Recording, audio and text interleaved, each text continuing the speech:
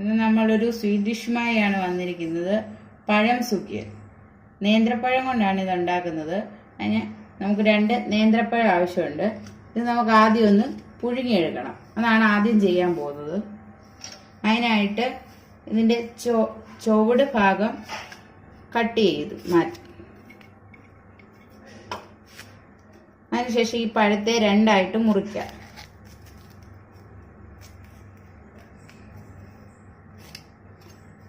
എന്നിട്ട് ഇങ്ങനെ അപ്പുറവും ഇപ്പുറവും ഒന്ന് ചെറുതായിട്ട് വരഞ്ഞു കൊടുക്കുക.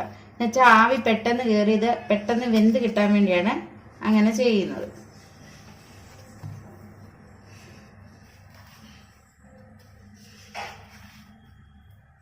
ഇത് നല്ല ഒരുപാട് അങ്ങ് പഴുത്തു പോയ പഴവുമല്ല, എന്നാൽ അധികം പഴുക്കാത്ത പഴവുമല്ല.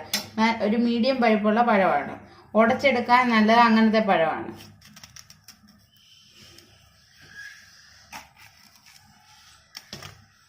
നന്നായി നമുക്കൊന്ന് വരഞ്ഞു കൊടുക്കാം.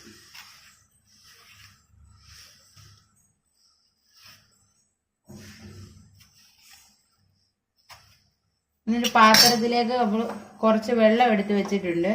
അത് ഈ പഴം സ്റ്റീം ചെയ്തെടുക്കാനാണ്. ഇതൊരു സ്റ്റീമറിലേക്ക് മാറ്റാം.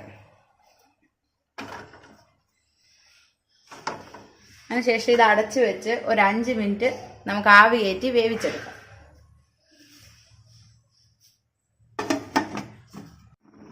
അപ്പോൾ 5 മിനിറ്റ് കഴിഞ്ഞിട്ടുണ്ട്. നമ്മുടെ ഏത്തയ്ക്ക നല്ലപോലെ വെന്തിട്ടുണ്ട്. ഇനി നമുക്കിത് ഒരു പാത്രത്തിലേക്ക് മാറ്റാം.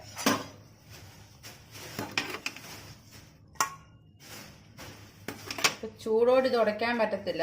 ഒരു 5 മിനിറ്റ് ഇത് തണുക്കണം. 5 മിനിറ്റ് തണുത്തതിന് ശേഷം നമുക്കിത് ഉടച്ചെടുക്കാം. തണുക്കാനായിട്ട് വെയിറ്റ് ചെയ്യാം. നമ്മുടെ പഴം ഇവിടെ നല്ലപോലെ തണുത്ത് വന്നിട്ടുണ്ട്. ഒന്നുകിൽ തവിയുടെ ബാക്ക് സൈഡ് കൊണ്ടോ അല്ലെങ്കിൽ മാഷർ കൊണ്ടോ ഇത് നല്ലതായിട്ട് നമുക്കൊന്ന് ഉടച്ചെടുക്കാം.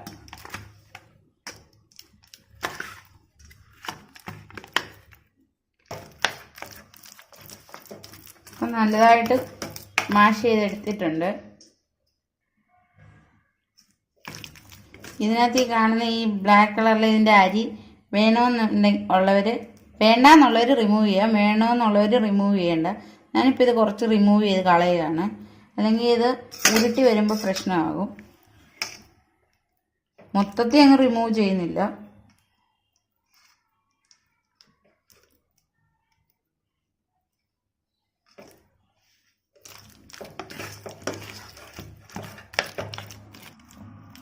നമ്മളിത് കുറച്ച് ബ്ലാക്ക് കളറിൽ റിമൂവ് ചെയ്തിട്ടുണ്ട്. കുറച്ച് ഇതിനകത്തുണ്ട്.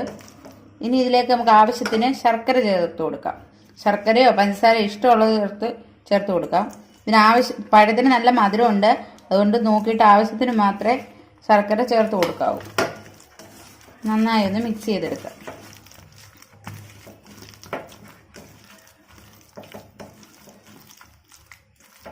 ഇനി ഇതിലേക്ക് നമുക്ക് ഒരു 2 വലിയ ടേബിൾ സ്പൂൺ തേങ്ങ ചിരവി ഇതുകൂടെ ചേർത്ത് കൊടുക്കാം. തേങ്ങയൊക്കെ ഓരോരുത്തരുടെ ഇഷ്ടത്തിനനുസരിച്ച് കൂട്ടുകയോ കുറയ്ക്കുകയോ ചെയ്യാം.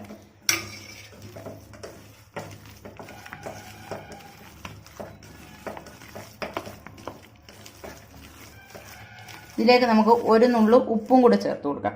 ഈ മധുരത്തെ ഒന്ന് ബാലൻസ് ചെയ്യാനാണ് ഉപ്പ് ചേർത്ത് കൊടുക്കുന്നത്.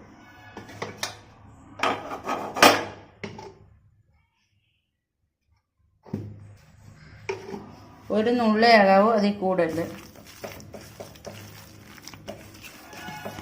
നല്ലതുപോലെ ഒന്ന് മിക്സ് ചെയ്തെടുക്കാം. നമുക്ക് ഉരുട്ടാൻ പറ്റത്തില്ല. അപ്പോൾ അതുകൊണ്ട് നമുക്ക് ഇതിലേക്ക് 2 ടേബിൾ സ്പൂൺ മൈദാമാവ് ഇട്ട് കൊടുക്കാം. മൈദാമാവോ ഗോതമ്പ് മാവോ എന്ത് വേണമെങ്കിലും ഉപയോഗിക്കാം. അരിമാവ് ഉപയോഗിച്ചാലും കുഴപ്പമില്ല. അരിമാവുമ്പോൾ കുറച്ചുകൂടെ അങ്ങ് കട്ടി കൂടും. അതുകൊണ്ടാണ് അരിമാവ് ഉപയോഗിക്കാത്തത്. 1 ടേബിൾ സ്പൂൺ അരിമാവ് 1 ടേബിൾ സ്പൂൺ മൈദാമാവ് വേണമെങ്കിലും യൂസ് ചെയ്യാം.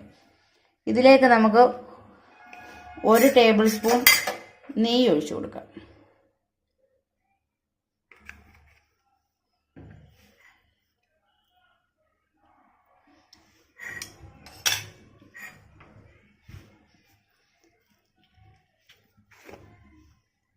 ഒരു 1/2 ടേബിൾ സ്പൂൺ ഏലക്ക പൊടിച്ചതും കൂടെ ചേർത്ത് കൊടുക്കുക. ഇത് ഏലക്കയും പഞ്ചസാരയും കൂടെ ചേർത്ത് നല്ലതായിട്ട് പൊടിച്ച് വെച്ചേക്കുന്ന പൊടിയാണ്. ഇതെല്ലാം കൂടെ ഒന്ന് മിക്സ് ചെയ്തെടുക്കാം.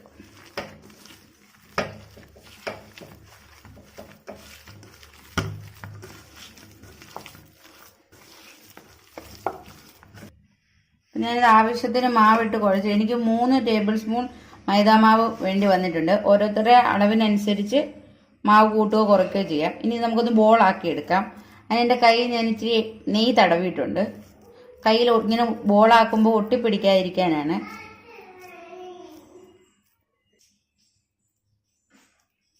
നല്ലപോലെ ഉരുട്ടി ഒരു പാത്രത്തിൽ എണ്ണ തടവിയിട്ടുണ്ട്, അതിലേക്ക് വെക്കാം. എണ്ണയോ നെയ്യോ അവരവരുടെ ഇഷ്ടത്തിനനുസരിച്ച് പുരട്ടാം. അതുപോലെ തന്നെ ബോളും അവരവരുടെ ഇഷ്ടത്തിനനുസരിച്ച് വലുപ്പം നിശ്ചയിക്കാം.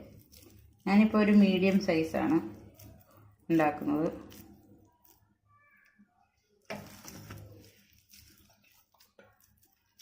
ഇതെല്ലാം നമുക്ക് ഇതുപോലെ ഒന്ന് ഉരുട്ടിയെടുക്കാം. അപ്പോൾ നമ്മൾ ആ മാവെല്ലാം ബോളുകളാക്കി ഉരുട്ടിയെടുത്തിട്ടുണ്ട്. ഇനി അത് മുക്കി പൊരിക്കാനുള്ള ബാറ്റർ തയ്യാറാക്കാം. ഞാനൊരു 50 ഗ്രാമോളം അടുത്ത് മൈദാമാവ് എടുത്ത് വെച്ചിട്ടുണ്ട്. ഇതിലേക്ക് കളറിന് ആവശ്യത്തിന് കുറച്ച് മഞ്ഞൾപ്പൊടിയും ജീരകവും കൂടി ഇടാം.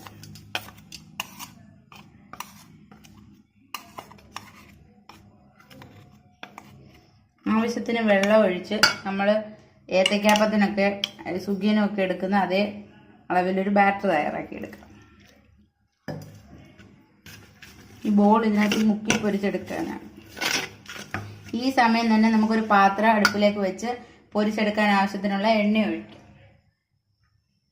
എണ്ണ ചൂടാക്കാൻ വെക്കാം.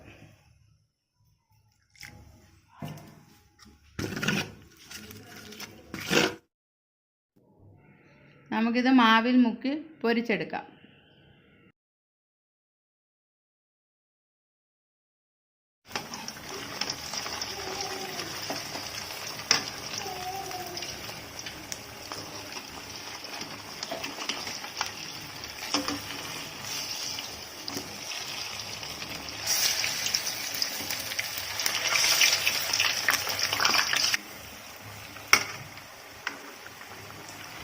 നമ്മുടെ പഴം സുഖിയൻ ഇവിടെ റെഡി ആയിട്ടുണ്ട്.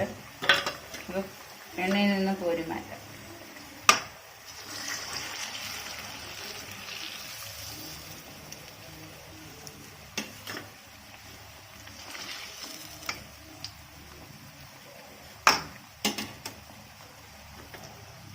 ബാക്കിയുള്ളതുകൂടെ നമുക്കിതുപോലെ ഉണ്ടാക്കിയെടുക്കാം. ഇപ്പം ഈ 2 ഏത്തക്കയുടെ അളവിൽ എനിക്ക് 8 എണ്ണം കിട്ടിയിട്ടുണ്ട്.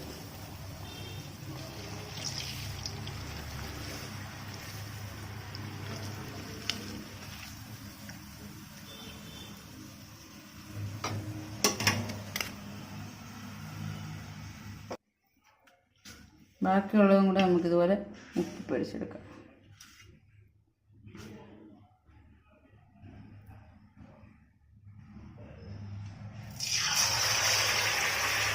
ഇതിങ്ങനെ ഒട്ടിപ്പിടിച്ച കറുത്തിരിക്കുന്നത് നമ്മൾ പുഴുങ്ങിയ ഏത്തക്കയല്ലേ എണ്ണയിൽ പൊരിച്ചെടുക്കുന്നത്, അതുകൊണ്ടാണ്. ഏത്തക്കാപ്പൊക്കെ ഉണ്ടാക്കുമ്പോൾ പച്ച ഏത്തക്ക ആയതുകൊണ്ടാണ് ഒട്ടിപ്പിടിക്കാത്തത്. ഇത് പുഴുങ്ങി ഉടച്ചെടുത്തിട്ട് പിന്നെ മാവി മുക്കി പൊരിക്കുന്നതുകൊണ്ടാണ് ഇങ്ങനെ ഒട്ടിപ്പിടിച്ച് ഇരിക്കുന്നത്.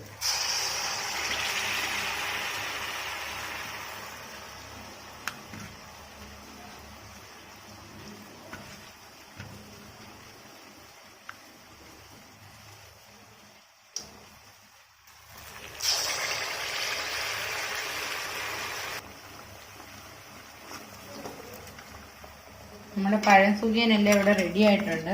നമുക്ക് കോരി മാറ്റാം. ഇത് നിങ്ങൾ കാസറോളിലോ അല്ലെങ്കിൽ ഇരുമ്പ് ചീഞ്ചട്ടിയിലോ ഉണ്ടാക്കുന്നെങ്കിൽ ഇങ്ങനെ ഒട്ടിപ്പിടിക്കത്തില്ല.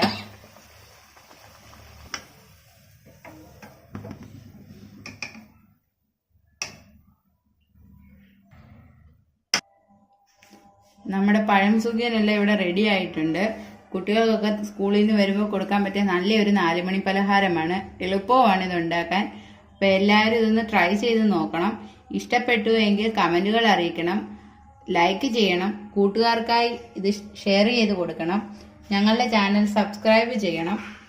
കൂടെ ഒരു ബെൽ ബട്ടൺ വരും, അത് മറക്കാതെ പ്രസ് ചെയ്യണം. എങ്കിൽ മാത്രമേ എപ്പോൾ ഞാൻ വീഡിയോസ് അപ്ലോഡ് ചെയ്താലും നിങ്ങൾക്ക് നോട്ടിഫിക്കേഷൻ കിട്ടുകയുള്ളൂ. അപ്പോൾ മറക്കാതെ എല്ലാവരും സബ്സ്ക്രൈബ് ചെയ്യുക, ഷെയർ ചെയ്യുക. വീണ്ടും നല്ലൊരു റെസിപ്പിയുമായി വരാം. Tata, bye bye.